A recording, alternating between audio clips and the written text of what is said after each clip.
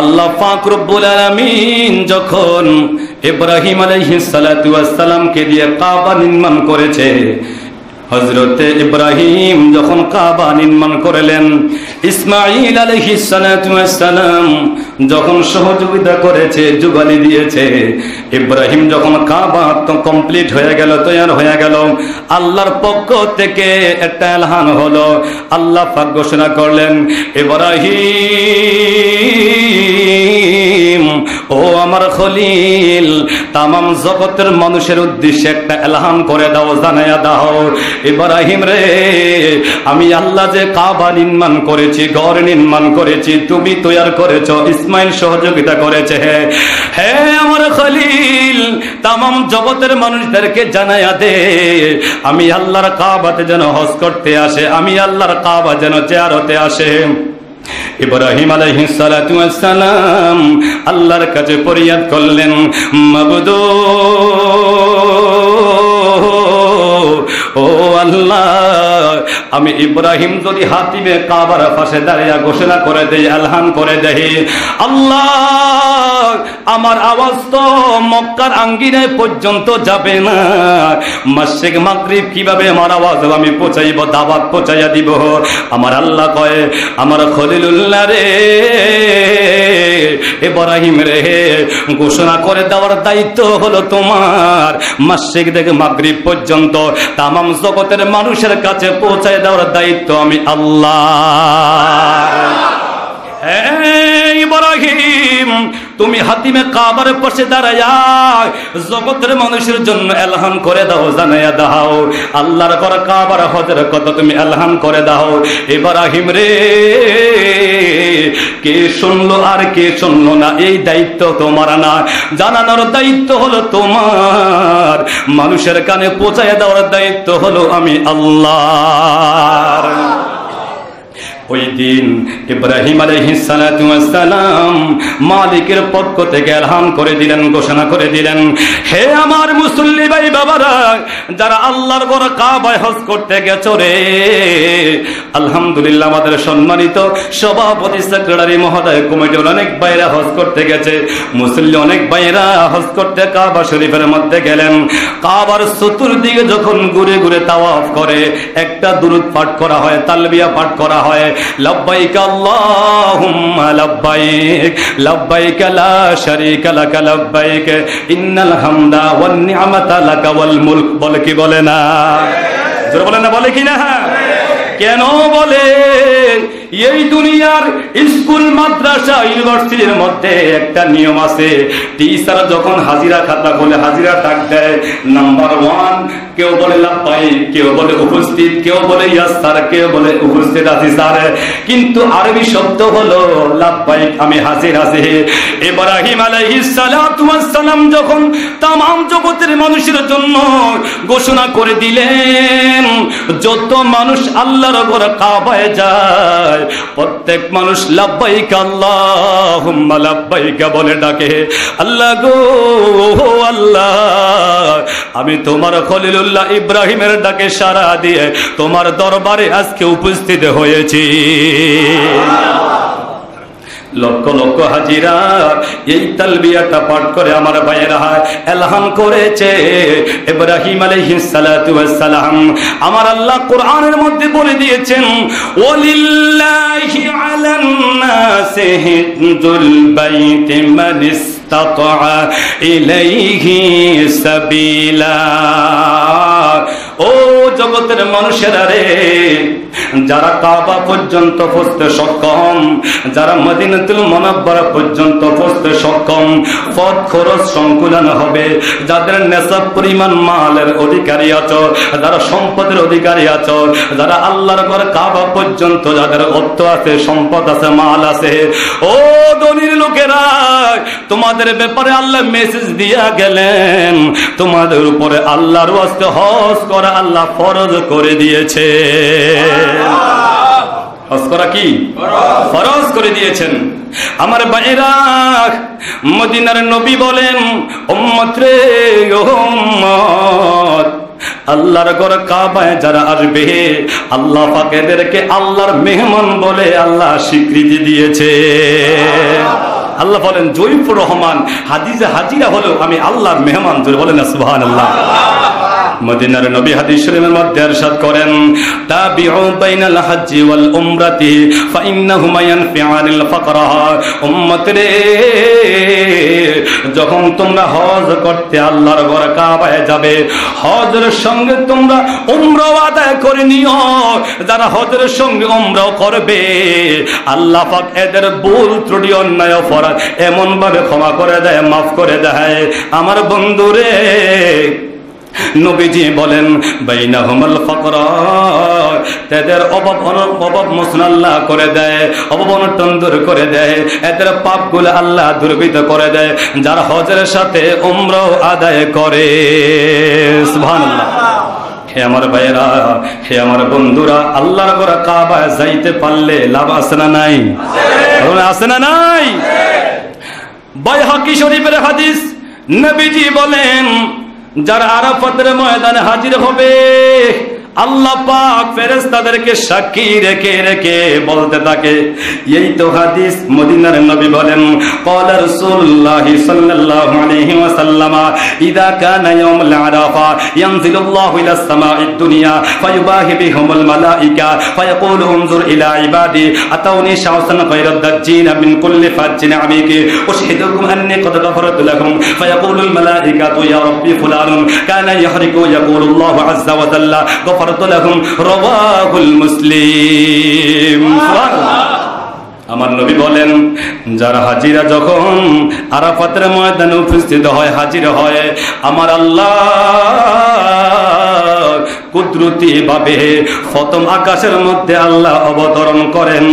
ইদা কানা ইয়াউমুল আরাফা, আরাফাতের দিনে ইয়ানজিলুল্লাহু ইলাস সামাঈদ দুনিয়া, আল্লাহ দুনিয়ার প্রথম আকাশের মধ্যে অবস্থান করে বলতে থাকেন ফায়ুবাহি বিহিমুল মালায়েকা, আল্লাহ ফেরেশতাদেরকে নিয়ে গর্ব করে বলতে থাকেন ফায়াকুল উনজুর ইলা ইবাদি, ফেরেশতারা রে, ও ফেরেশতারা আমার বান্দার দিকে তাকায়া দেখ, আতাউনি শাইসান গায়রান কবরান দাজিনা, আমার বান্দা আউলা কেশে পাগল বেশে হইয়া দুলায় দুশারিত হইয়া আমি আল্লাহর দিকে আসতেছে, আরাফাতের ময়দানে হাজির হইতেছে। ফেরেশতারা তাকায়া দেখ আমার বান্দার কিভাবে আমি আল্লাহর ডাকে সাড়া দিয়ে আমার কাছে দৌড়াইয়া আসতেছে। ও ফেরেশতারা উশহিদুকুম আন্নী, তোমরা সাক্ষী থাকো কদ গাফারতু লাহুম, আমি আল্লাহ আমার ওই সমস্ত বান্দাদেরকে ক্ষমা করে দিয়েছি। আর যারা বলেন আল্লাহু আকবার। আল্লাহ কয় ফেরেশতারা রে সাক্ষী থাকো আমি আল্লাহ আমার বান্দাদেরকে ক্ষমা করে দিয়েছি।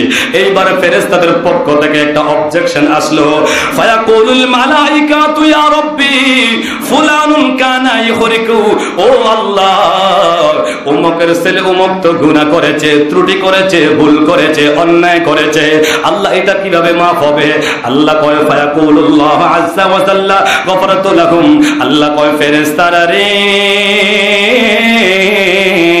ও ফেরেশতারা যদিও ভুল করে থাকে, অন্যায় করে থাকে, অপরাধ করে থাকে, আরাফাতের ময়দানে হাজির হওয়ার কারণে আমি আল্লাহ আমার বান্দাদেরকে ক্ষমা করে দিয়েছি। আর যারা বলেন আল্লাহু আকবার। আমার ভাইয়েরা, যারা মুজদালিফার মধ্যে গিয়ে বিশ্রাম করে, বিশ্রাম করতে হয় কিনা? মুজদালিফার মধ্যে গিয়ে বিশ্রাম করতে হয়। কেন বিশ্রাম করতে হয়? হজের প্রত্যেকটা কাজ হলো নবীদের অনুসরণ অনুকরণ করা। আল্লাহু আকবার। সাফা মারওয়া দৌড়াইতে হয়, এটা হলো মা হাজেরা সুন্নত। আল্লাহু আকবার বলেন না?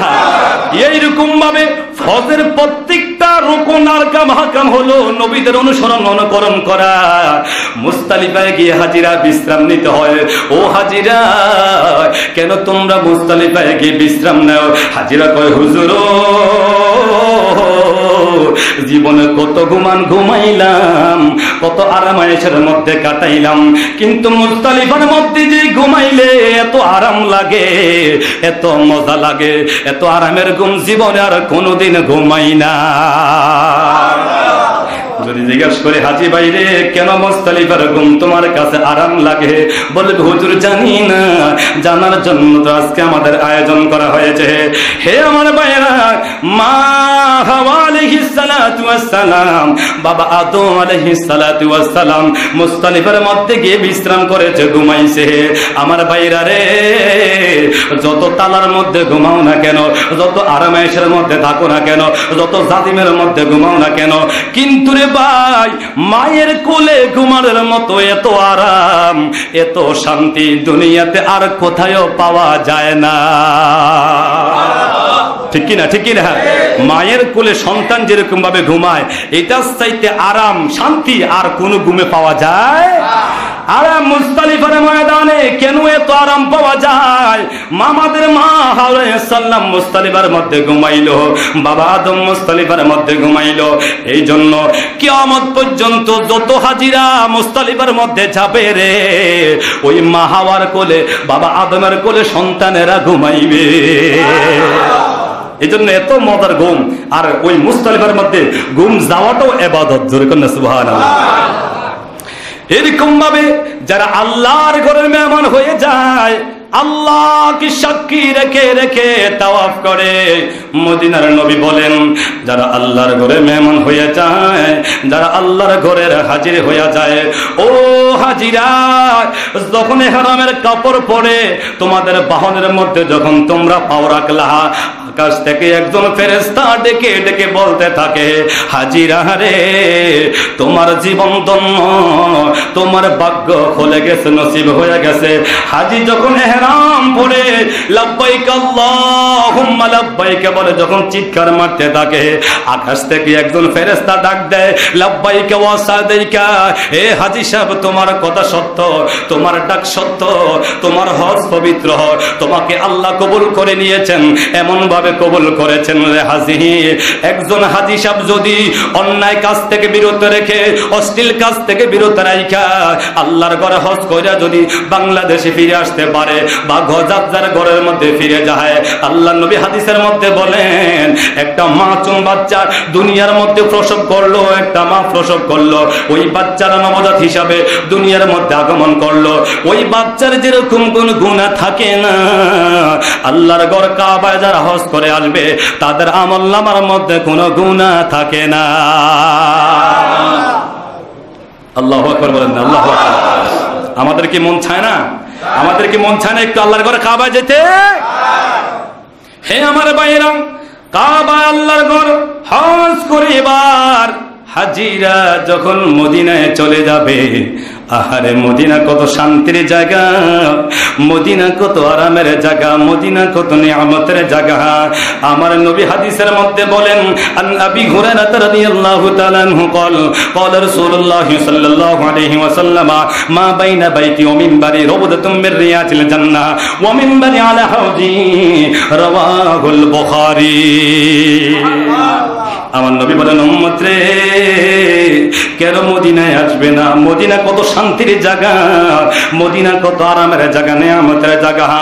মা বাইনা বাইতি ওয়া মিম্বারি, আমি নবীর হুজরা শরীফ আর আমার মিম্বার শরীফ, এই জায়গাটার মধ্যখানে যেই জায়গাটা আছে, এই জায়গাটা হলো জান্নাতের বাগান সমূহের একটা বাগান। আল্লাহু আকবার বলেন না। নবী বলেন, ও মিম্বারি আলা হাউজি, আর আমার মিম্বার শরীফটা আমার হাউজে কাউসারের উপরে স্থাপিত আছে। উম্মত রে,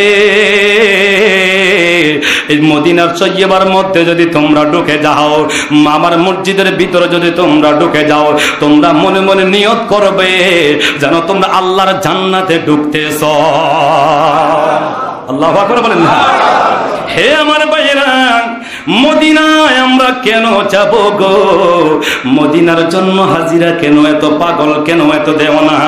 বুখারী শরীফটা বলে দেখলাম, আমার নবী ইরশাদ করেন, ক্বালা রাসূলুল্লাহ সাল্লাল্লাহু আলাইহি ওয়াসাল্লাম, ইন্নাল ঈমানা লা ইয়ারজু ইলাল মাদিনা কামা তারজুল হাইয়াতু ইলা যুহরিহা। আল্লাহু আকবার বলেন।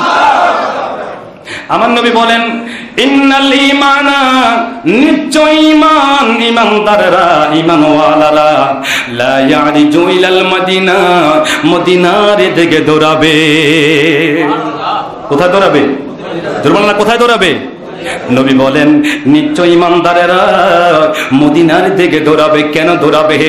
যার অন্তরে নবীর প্রেম আছে রে, যার অন্তরে নবীর মায়া আছে, যার অন্তরে নবীর মহব্বত আছে, যে নবীকে ভালোবাসে নিজের জানের চাইতে আরো বেশি, নিজের জীবনের চাইতে আরো বেশি, যার অন্তরে যারা পরিমাণ নবীর মহব্বত আছে, নবীর প্রেম আছে, নবী বলেন ইমানদারেরা মদিনার দিকে দৌড়াবে। কামা তারিজুল হাইয়াতু ইলা যুহুরিহা, যেমনি ভাবে একটা সাপ গর্তের দিকে দৌড়ায়, আল্লাহু আকবার বলেন না, যেমনি ভাবে একটা বিষাক্ত সাপ গর্তের দিকে দৌড়ায়, এমনি ভাবে ইমানদারেরা মদিনার দিকে দৌড়াবে। নবীজি ও মায়ার নবী গো, আজ থেকে প্রায় 1450-1500 বছর আগে মেসেজ দিয়া গেলেন, উম্মত রে তোমরা মদিনার পাগল হয়ে যাবে। আল্লাহর নবী আল্লাহর কাছে দোয়া করলেন, আল্লাহুম্মা হাব্বাবনা ইলাইহিল মদিনা কাহুব্বিল মক্কা আও আশাদ্দাহা। আল্লাহ গো মদিনা শরীফের প্রেম ভালোবাসা আমাদের অন্তরে পয়দা করে দাও, যেমনি ভাবে মক্কাকে আমরা ভালোবাসি, মক্কার চাইতে আরো বেশি মদিনার ভালোবাসা আমাদের অন্তরে পয়দা করে দাও। সেই নবী বলেছেন ইমানদারেরা মদিনার দিকে দৌড়াবে, যেমনি ভাবে বিষাক্ত সাপ গর্তের দিকে দৌড়ায়। এই হাদিসের ব্যাখ্যা যখন করলাম, এই হাদিসের ব্যাখ্যা যখন পড়তে বুঝলাম, চেষ্টা করলাম, আমার নবী বলেন সাপ যেরকম ভাবে গর্তের দিকে দৌড়ায়, এমনি ভাবে ইমানদারেরা মদিনার দিকে দৌড়াবে।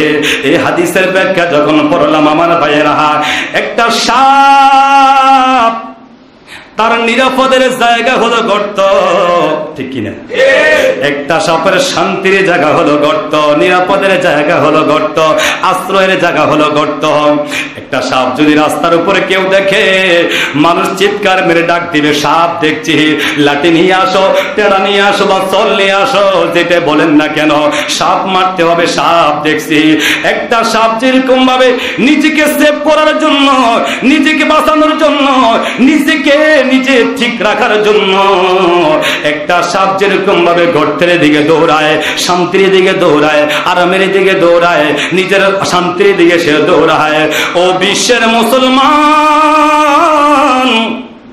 ও কোনাপাড়ার কেন্দ্রীয় মসজিদের মুসল্লিরা রে, নবী মেসেজ দিয়া গেলেন, উম্মত রে সাপ যেরকম ভাবে শান্তির জায়গা দৌড়ায়, নিরাপদের জায়গা দৌড়ায়, আশ্রয়ের জায়গার মধ্যে দৌড়ায়, বিশ্বের ইমানদার মুসলমানেরা তোমাদের শান্তির জায়গা হলো, নিরাপদের জায়গা হলো, তোমাদের আরামের জায়গা হলো মদিনা।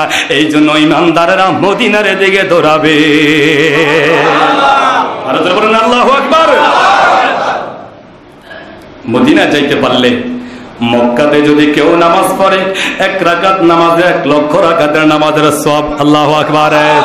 1 খতম কোরআন শরীফ কেউ যদি করে, 1 লক্ষ কোরআন খতমের সওয়াব হয়ে যায়।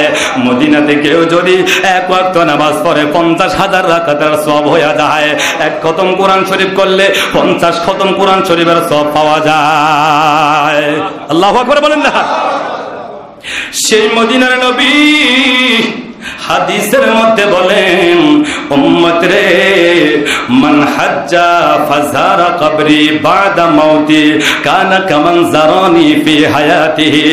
উম্মত যদি কেউ হজ আদায় করে, আমি নবীর রওজায় এসে জিয়ারত করলো, আমি নবীর রওজা মুবারক জিয়ারত করলো, উম্মত রে কানা কামান জারানি ফি হায়াতিহি, সে যেন আমি রাসূল দুনিয়ায় থাকা অবস্থায় সেজন্য আমি নবীর সঙ্গে মোলাকাত করে গেল,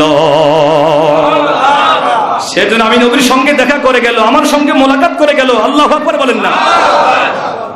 নবীজি হাদিস শরীফের মধ্যে আরো বলেন, قالن النبي صلى الله عليه وسلم من زار قبري وجبت له شفاعتي। উম্মত যদি জীবনে একবার মক্কা মদিনার টিকিটটা হাতের মধ্যে পেয়ে যাও, উম্মত রে, যদি জিন্দেগিতে একবার আমি নবীর রওজায় এসে আমাকে সালাম দিতে পারো, ওয়াজাবাত লাহু শাফাআতি, আমি নবী তোমাকে সুপারিশ করে জান্নাতে নিয়ে যাব। আর আল্লাহু আকবার। তাহলে মদিনার নবীর দরবারে আমরা যেতে চাই কি চাই না? না যেতে চাই কি চাই না? আর ইমানদারদের শান্তির জায়গা তো হলো মদিনা, কথা বলে ঠিক কি না? আর মদিনার দরবার হচ্ছে আদবের দরবার। কিসের দরবার? এখানে কোনো বেয়াদবি চলে? বেয়াদবি চলে? হুজুর কেন বেয়াদবি চলে না? আজকে যারা হজ করেছেন তাদেরকে জিজ্ঞাসা করেন, হাজী সাহেব, মক্কাতে যেরকম ভাবে জোরে জোরে দোয়া পাঠ করা হয় বা মক্কাতে যেরকম ভাবে হট্টগোল করা হয়, মদিনাতে কোনো আওয়াজ কি হাজী সাহেব ঠিক কিনা? মদিনাতে কোনো আওয়াজ, একদম নিস্তব্ধ চোখ। কেন? এটা আমার অদমের কথা নয়, এটা আল্লাহর বিধান। আল্লাহ আইন করে দিলেন, সাবধান, আমার সঙ্গে পাগলামি করতে পারো, চলতে পারে, আমার বন্ধুর সঙ্গে পাগলামি চলবে। আমার বন্ধুর দরবার হচ্ছে আদবের দরবার, এখানে বেয়াদবির কোনো সুযোগ নাই। কারণ আমার রাসূল তো হচ্ছেন জিন্দা রাসূল, যেটা বলেন না সুবহানাল্লাহ। আমার নবী হচ্ছে কি হায়াতুন নবী, জিন্দা নবী। এজন্য নবীর দরবারে গেলে আদব রক্ষা করতে হবে, বেয়াদবির কোনো স্থান নাই। আমরা এই জন্য নবীর দরবারে যাব, আমরা মক্কা মদিনা জিয়ারতে যাব। কারণ নবীর দরবারে যাওয়ার কথা কে বলেছেন? আওয়াজটা ছোট হয়ে গেল, কে বলেছেন? আল্লাহ কোথায় বলেছেন? কুরআনুল কারীমের মধ্যে সূরা নিসার 66 নম্বর আয়াত খুলে দেখুন, আমার আল্লাহ কত সুন্দর করে বলে দিয়েছেন, ওয়ালাউ আন্নাহুম ইয যালামু আনফুসাহুম জাউকা ফাস্তাগফিরুল্লাহ ওয়াস্তাগফারা লাহুমুর রাসূল লাওয়াজাদুল্লাহ তাওয়াবান রহিমা। আল্লাহু আকবার বলেন না? আমার আল্লাহ বলেন, ও আমার বান্দারা, ওয়ালাউ আন্নাহুম ইয যালামু আনফুসাহুম, যদি তোমরা নিজের নফসের উপরে জুলুম করে থাকো, অত্যাচার করে থাকো, অন্যায় করে থাকো, গুনাহ করতে করতে যদি গুনাহর সাগরে তোমরা হাবুডুবু খাও, ওয়ালাউ আন্নাহুম ইয যালামু আনফুসাহুম, যদি নিজেদের নফসের উপরে গুনাহ করে থাকো, অন্যায় করে থাকো, ভুল করে থাকো, ত্রুটি করে থাকো, বান্দারে আমি আল্লাহ তোমাদের একটা ঠিকানা দিয়া দিচ্ছি, যাউকা, তোমরা চলে যাও আমার নবীর দরবারে। আয়াজা আন-নবিয়্যু, তোমরা চলে যাও আমার নবীর দরবারে। নবীর দরবারের মধ্যে তোমরা গিয়ে কি করবে? ফাস্তাগফিরুল্লাহ, আল্লাহর নিকট ক্ষমা প্রার্থনা কামনা করবে, আল্লাহর নিকট ইস্তিগফার কামনা করবে। ওয়াস্তাগফার লাহুমুর রাসূল, আমার রাসূল যদি তোমাদের পক্ষ ওকালতি করে, তোমাদের পক্ষ যদি আমি আল্লাহর কাছে সুপারিশ করে, রাসূল যদি তোমাদের পক্ষ হয়ে আমি আল্লাহর কাছে সুপারিশ করে, লাওয়াজাদুল্লাহ তাওয়াবার রহিমা, আমি আল্লাহকে তোমরা তওবা কবুলকারী হিসেবে পেয়ে যাবে। আল্লাহ আমাদের কি দেখাই দিলেন নবীর দরবারে যাওয়ার জন্য, কথা বলেন ঠিক কি না? আল্লাহ পাক বলেছেন, তোমরা গুনাহ করো, অন্যায় করো, অত্যাচার করো, নিজের উপরে জুলুম করেছো, তোমরা এখন কি করবে?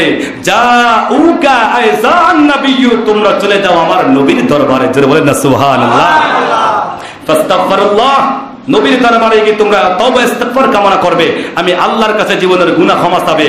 ওয়াস্তাগফার লাহুমুর রাসূল, আর রাসূল যদি তোমাদের পক্ষ হয়ে আমি আল্লাহর কাছে সুপারিশ করে, ওকালতি করে, লাওয়াজাদুল্লাহ তাওয়াবার রহিমা, আমি আল্লাহ তোমাদের তওবা কবুল করে নিয়ে তোমাদের জীবনের গুনাহগুলো মাফ করে দিব। জোরে বলেন সুবহানাল্লাহ। তাহলে রাসূলের দরবারে যাওয়ার কথা কে বলেছেন? বলেন না, কে বলেছে? হে আমার ভাইয়েরা, মদিনা কত শান্তির জায়গা।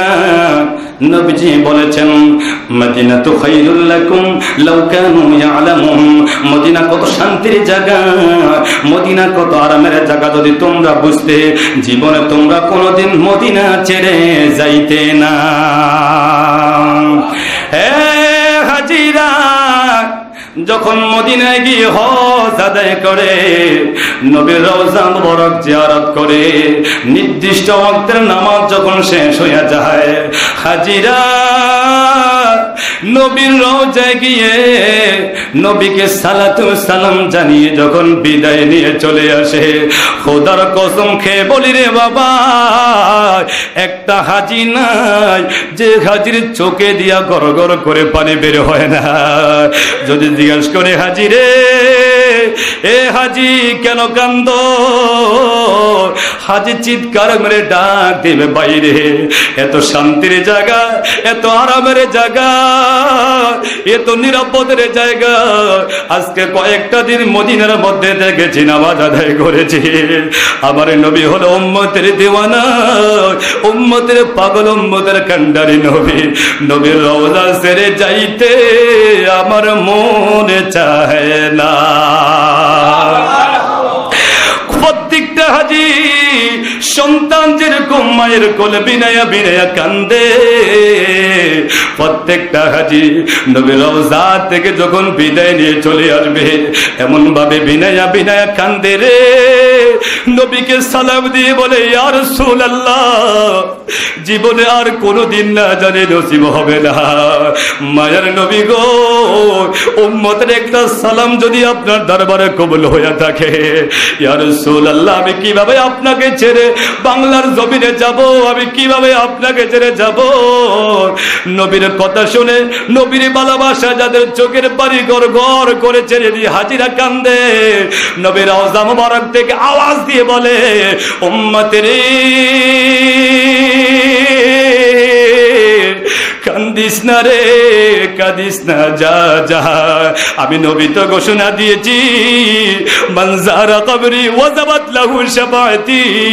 আমি নবীর রওজা মুবারক জিয়ারত করলে আমাকে সালাম দিলে রে, এই কান্দিন না উম্মত সারা আমি নবী কোনোদিন জান্নাতে যাব না। সে হাজিরা মদিনার রওজা গিয়ে বিনায়া বিনায়া কান্দে। মদিনার কত দাম, ইমাম মালিক রহমতুল্লাহি আলাইহি ওনার জীবনীটা খুলে দেখলাম। ইমাম মালিক জিন্দেগি বড় কাটায়া দিছে মদিনাতুল তাইয়্যিবায়। নবীর রওজাটা পাশে রেখে মসজিদে নববীর মধ্যে ইমাম মালিক জীবনীটা কাটায়া দিলেন।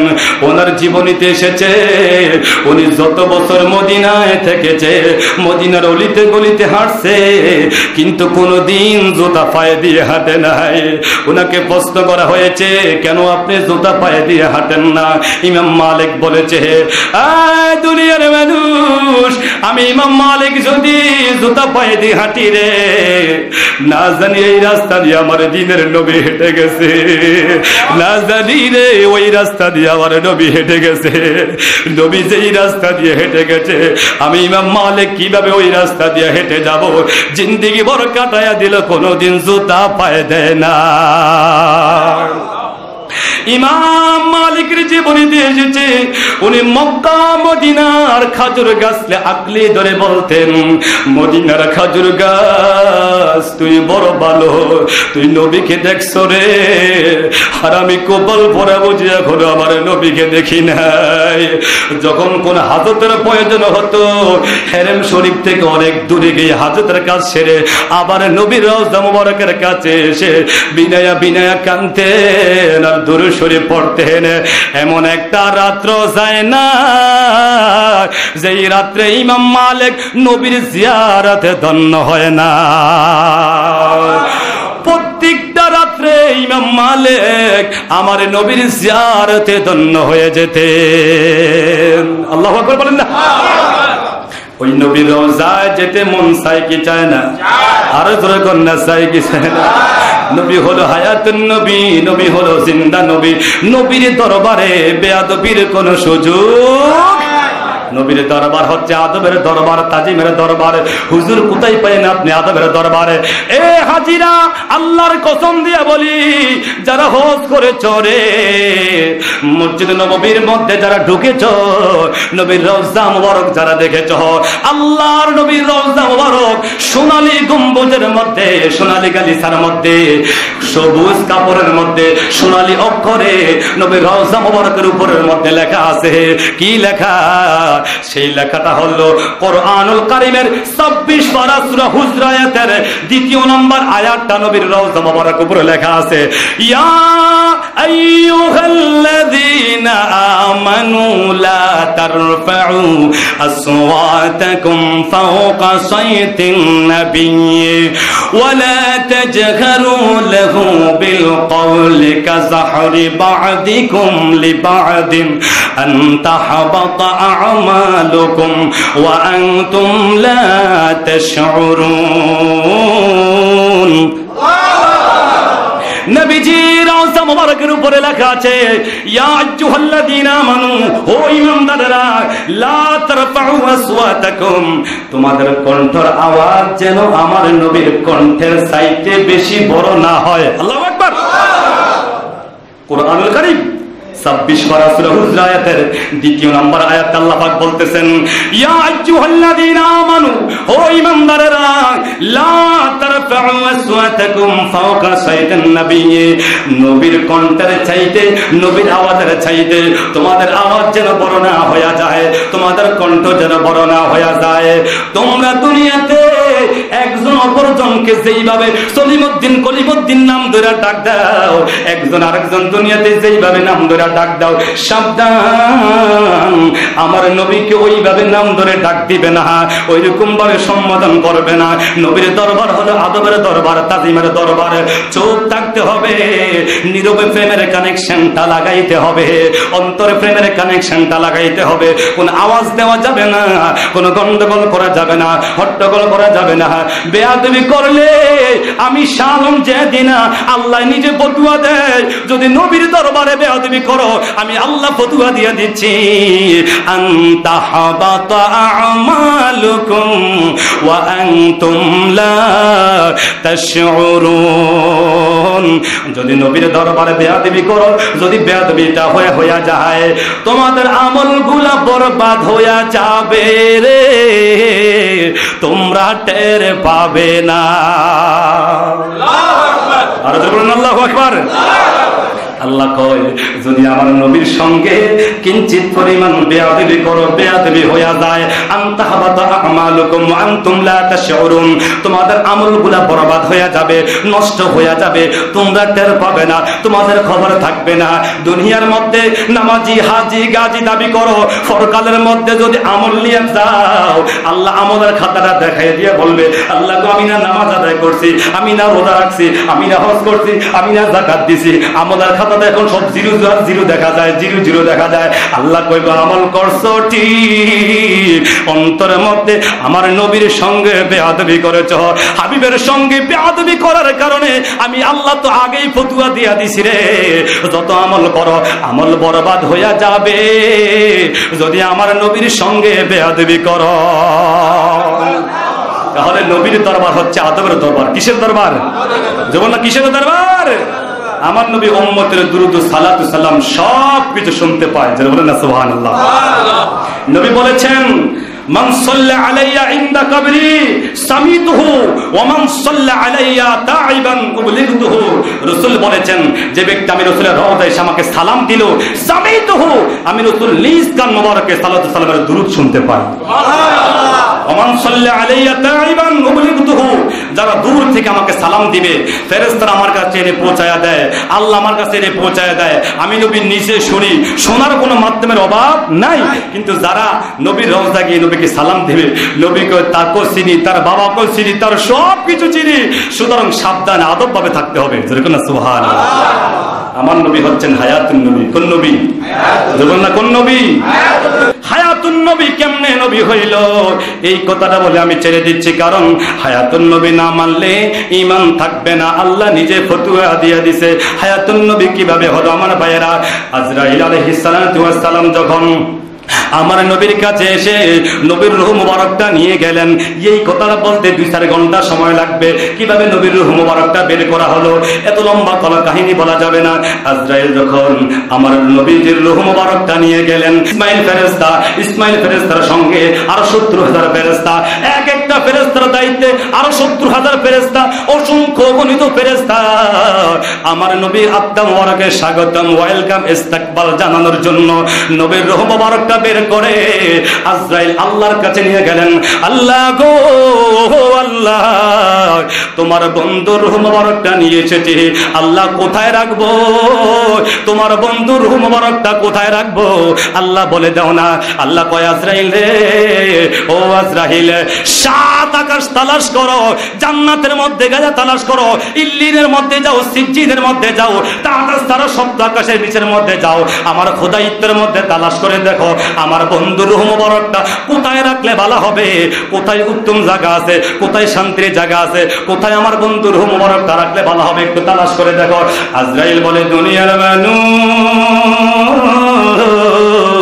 আল্লাহ যখন আমাকে অর্ডার দিয়া দিলেন নবীর রূহ মোবারকটা নিয়ে আমি প্রথম আকাশ, দ্বিতীয় আকাশ, তৃতীয়, চতুর্থ, পঞ্চম, ষষ্ঠ, সপ্তম, লা মাকান লা জামান, সিদরাতুল মুনতাহা, আরশে মুআল্লাহ, নূরের জগৎ সব কিছু পাড়ি দিয়া গেলাম, কোথায় নবীর রূহ মোবারক রাখার মতো উপযুক্ত জায়গা আমি বিশ্রায় পাইতেছি না।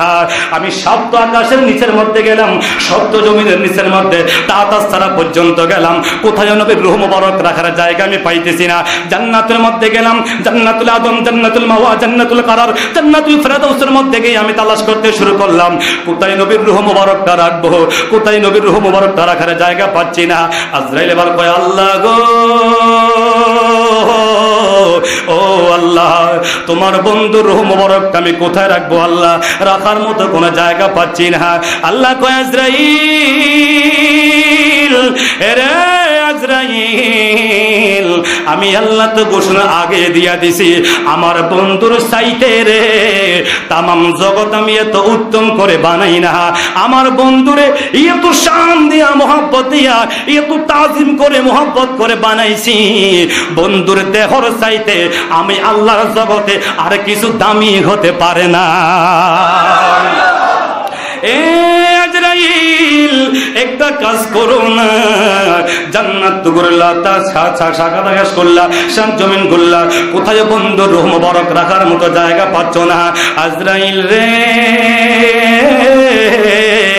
যাও যাও, আমার বন্ধুর রূহ মোবারক আমার বন্ধুর দেহের মধ্যে রাখা যারা কোথাও রাখতে পারবে না, তাড়াতাড়ি যা, আমার বন্ধুর রূহ মোবারকটা আমার বন্ধুর দেহের মধ্যে নিয়ে ফিরাইয়া দিয়া। আল্লাহু আকবার বলেন, আল্লাহু আকবার। যিনি আমার নবী হচ্ছেন হায়াতুন নবী, যিনি বলেন না সুবহানাল্লাহ। এই হায়াতুন নবীর আলোচনা করতে গেলে বাবা 2-4 ঘন্টার প্রয়োজন আছে। যাই হোক, জুমার আলোচনা তো খুব সংক্ষিপ্ত আলোচনা, ইনশাআল্লাহ আল্লাহ পাক যেন আমাদেরকে হজে বাইতুল্লাহ জিয়ারতে মুস্তাফা নসিব করে সকলে পড়ে আমিন।